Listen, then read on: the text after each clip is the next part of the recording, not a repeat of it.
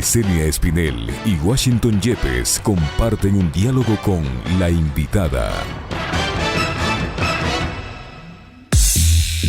En Punto Noticias hablamos de...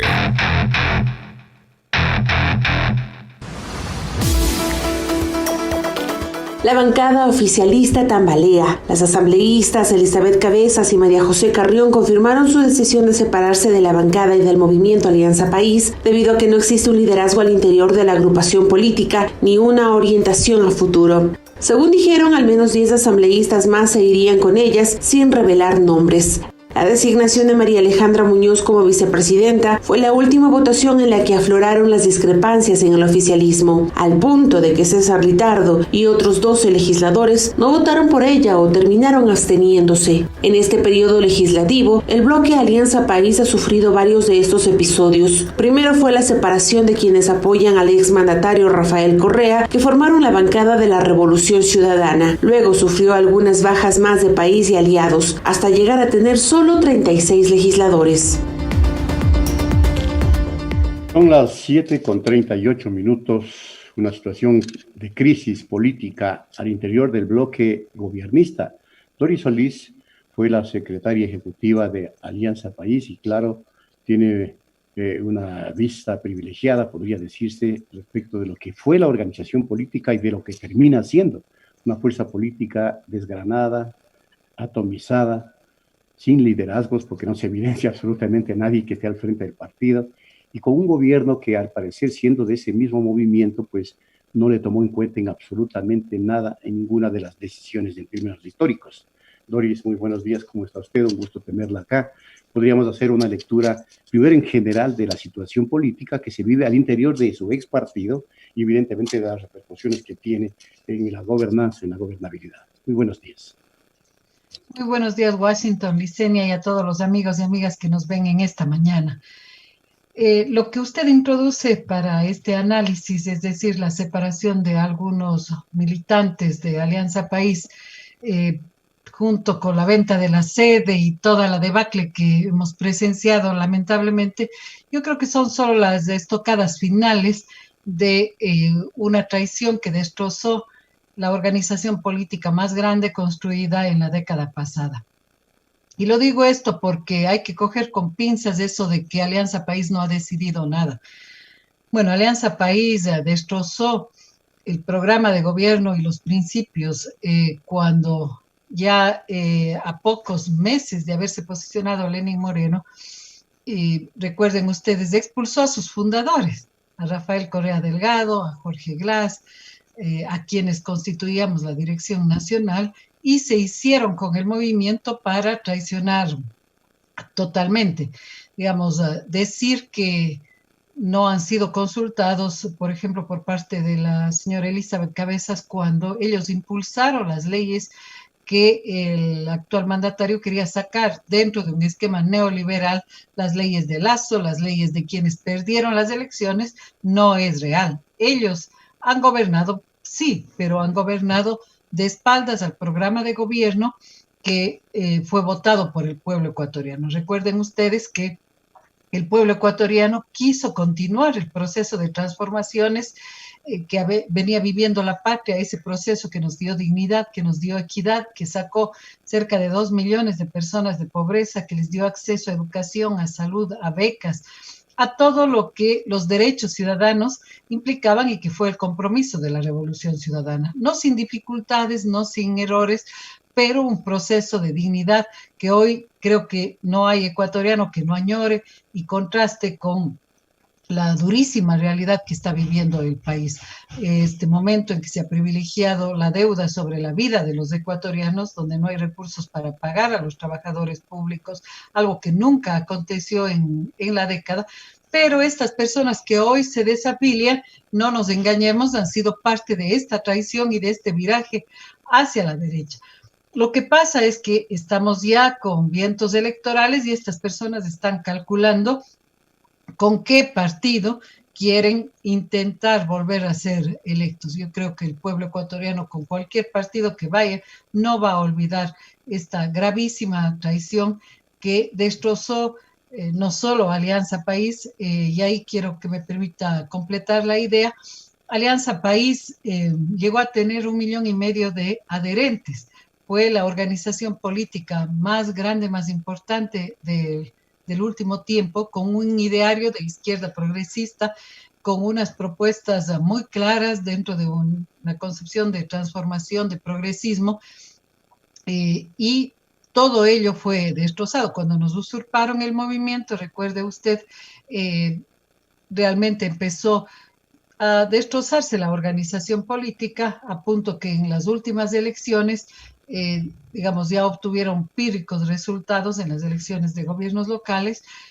No sostienen la organización política porque está tomado, digamos, un conjunto de disputas de intereses particulares, para lo cual no les sirve este instrumento político tan valioso. Yo estuve revisando para esta entrevista el último informe de nuestro movimiento, del que fue nuestro movimiento, y cómo quedó. Nuestro movimiento quedó con un instituto de pensamiento político, quedó con toda una tradición de formación política. Nosotros implementamos cientos de escuelas de formación política, comisiones de trabajo, buscando darle la mejor estructura, la estructura de una organización política progresista, seria, que pueda continuar, digamos, generando cuadros, propuestas desde la perspectiva del progresismo y la izquierda para el país. Lamentablemente, y ahí con esto termino para seguir el diálogo, construir una organización política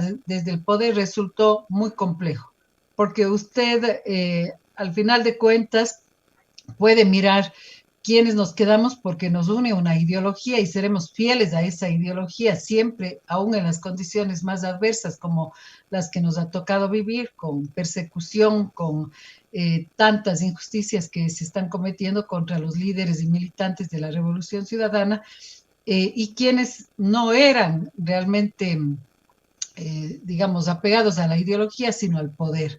Y eso es lo que ocurrió. El pueblo ecuatoriano nos dio 74 legisladores, una mayoría en la Asamblea, la misma que se fracturó a finales del 2017, producto de la traición. Hemos permanecido y resistimos 30 compañeros que constituimos la bancada de la Revolución Ciudadana, y lo otro podría decirse que puede llamarse cualquier cosa, porque han tenido las más diversas posiciones, sobre todo apuntalando infelizmente el viraje neoliberal que se dio.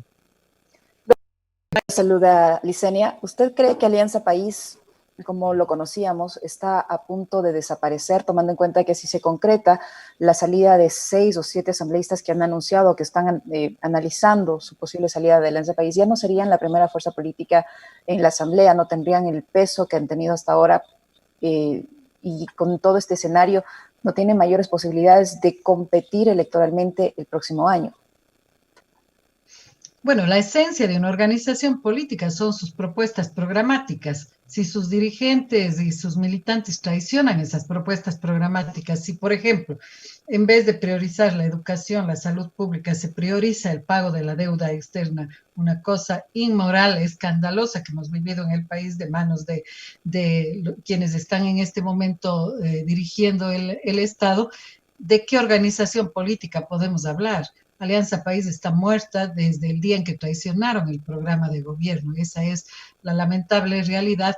Y, por supuesto, ya, digamos, los diferentes integrantes tiran para cualquier lado dentro de los cálculos electorales. Es cuestión solo de esperar unos meses y veremos en dónde intentan las candidaturas, porque definitivamente a esa herramienta política tan importante, que la construimos en una década con un ideario, insisto, progresista, con unos valores, con unos principios, lo han destrozado. Alianza País fue destrozada, fue matada el momento en que destrozaron UNASUR, en que han destrozado las becas de nuestros estudiantes, en que se han repartido en plena pandemia como botín personal, áreas del Estado que tienen que estar al servicio del bien común, como los hospitales. Alianza País desapareció cuando el reparto y la corruptela han sido parte del manejo político. Hoy vemos y podemos explicarnos muchísimas cosas de cómo votaban, de cómo actuaban dentro de la Asamblea, producto de este manejo, digamos, inmoral de la política, propio de los métodos de la partidocracia, de modo que lo que queda ya son simplemente los estertores y los rezagos de aquello que traicionaron y que fue un glorioso proceso político y una organización otrora gloriosa.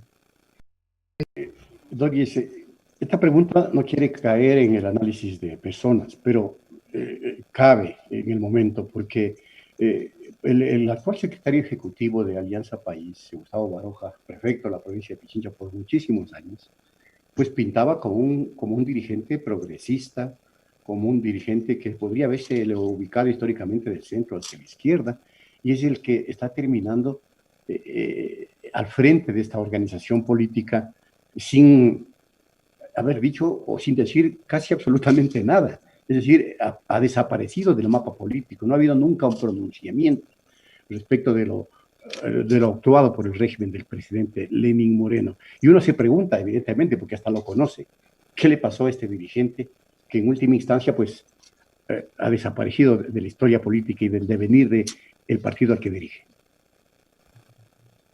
Así es, esa es la pregunta que tenemos que hacerle y que él tiene que dar una respuesta, que por qué no han abierto la boca, no han hecho política, no han señalado un punto de vista crítico cuando destrozaron UNASUR, que hubiera sido fundamental para enfrentar regionalmente el tema de la pandemia, el tema de la integración económica, el tema de la soberanía.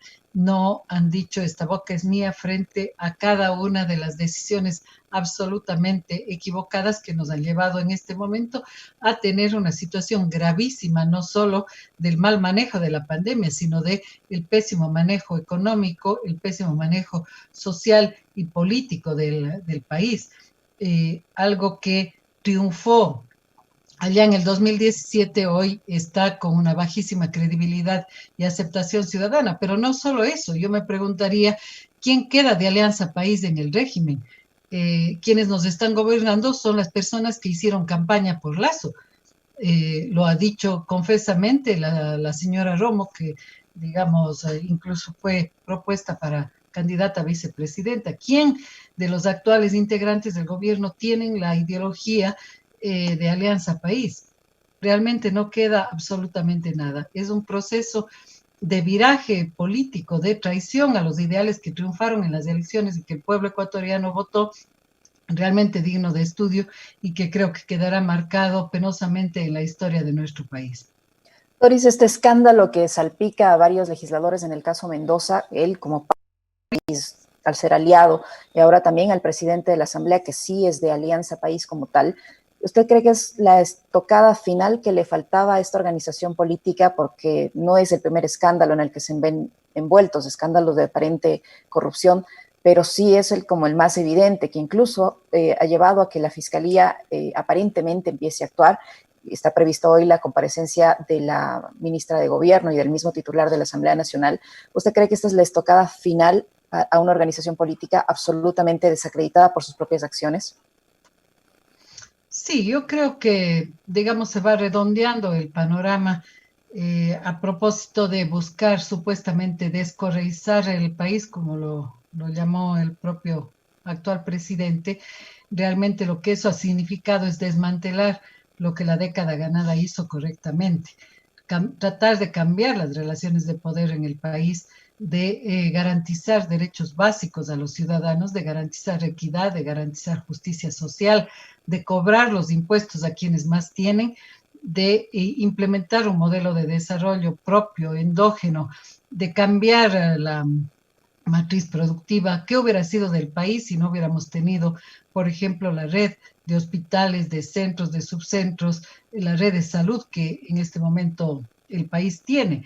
Y la forma que encontraron para ello fue repartirse el Estado. Recuerden ustedes que con la consulta popular prácticamente dieron un golpe de Estado blando porque destituyeron las autoridades de todas las funciones del Estado para tener un control total de los diferentes espacios.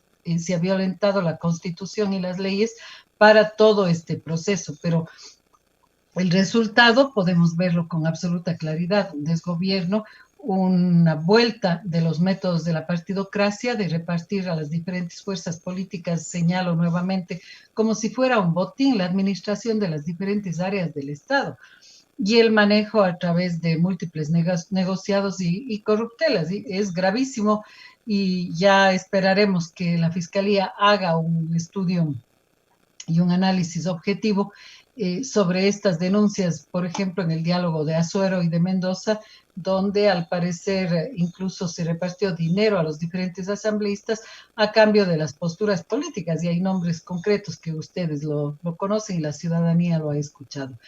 De modo que yo creo que hemos vivido una degradación de la política propio de este proceso que empezó con una gravísima traición al pueblo ecuatoriano y a su votación.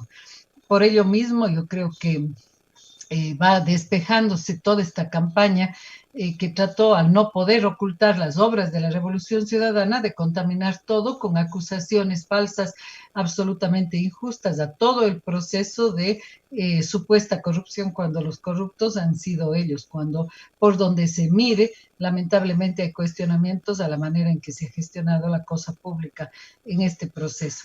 Hoy tenemos que, desde nuestro punto de vista, la Revolución Ciudadana, y creo que este es el elemento que completa, si bien un casillero electoral es muy importante en la legalidad de una organización política, lo que realmente hace una organización política es su ideología, son sus valores, son sus principios, sus creencias, sus propuestas hacia la sociedad, su programa de gobierno, y eso está intacto en la Revolución Ciudadana. Vean ustedes que hemos intentado luego por 3 ocasiones constituir una organización política, la corriente que ellos llaman el correísmo. Nosotros preferimos llamarnos Revolución Ciudadana porque eso hemos sido, sin desconocer el gran liderazgo que tiene Rafael Correa en este proceso, pero como un colectivo político, un colectivo que tiene propuestas a la sociedad y que representa una corriente importantísima en la sociedad ecuatoriana. Aquellos que queremos cambio en las relaciones de poder, aquellos que queremos equidad, que queremos justicia social, soberanía,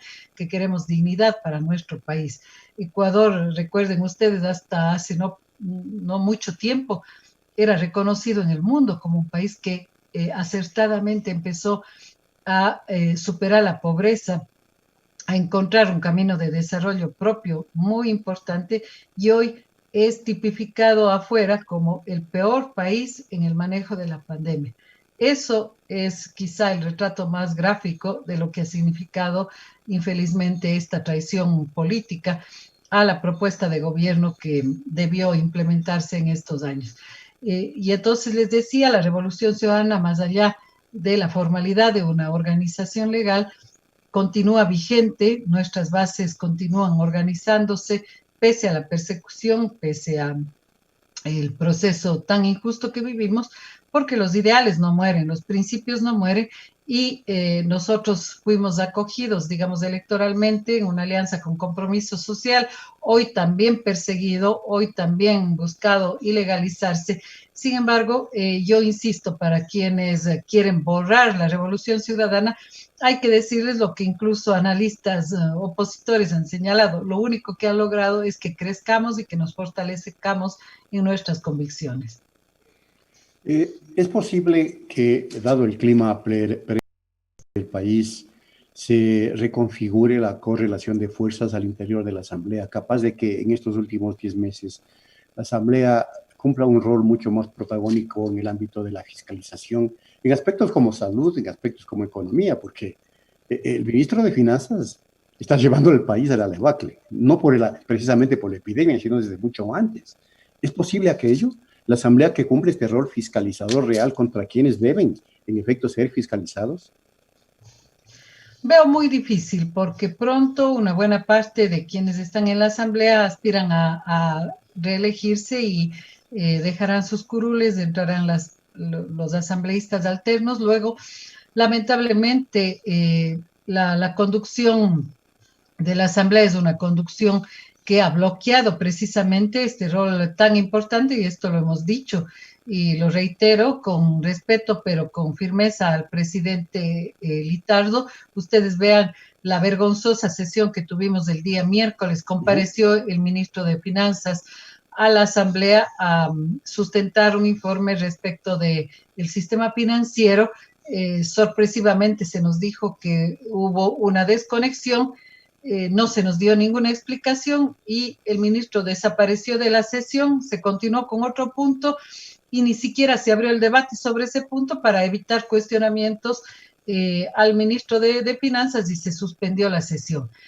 Se han presentado varias propuestas de juicio político al mismo ministro de Finanzas que no son calificadas ni tratadas por el CAL, pedidos de juicio político a la ministra Romo, que le debe muchas explicaciones al país, y sin embargo se han bloqueado en el CAL, de modo que la deuda de la Asamblea, más allá de la labor importante de asambleístas individualmente, y que yo creo que en este momento desde todas las bancadas hay un gran malestar porque la Asamblea no está cumpliendo su papel de sintonizarse con el país, de sintonizarse con nuestro pueblo que está viviendo situaciones gravísimas. Vea usted 270,000 personas que se han separado del sistema de seguridad social, que están afectando la liquidez de la seguridad social, porque increíblemente somos el único de los pocos países que despidió a la gente en medio de la pandemia, cuando de lo que se trata es de hacer lo contrario, de inyectar recursos desde el Estado a las empresas, a los trabajadores para poder sostener la vida, para poder sostener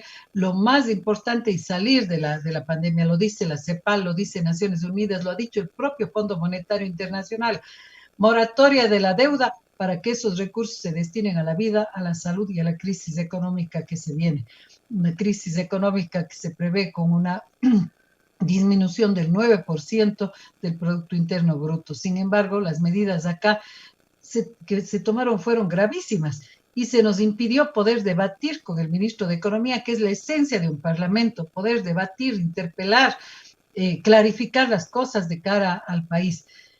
Yo creo, y su pregunta es muy válida, Washington, hago un llamado como parte de la bancada de la Revolución Ciudadana a que este debate de lo que espera el país, una asamblea, aún en el último tramo que nos queda de 9 meses, pueda sintonizarse con el país, pueda ser crítica y propositiva frente a lo que está aconteciendo.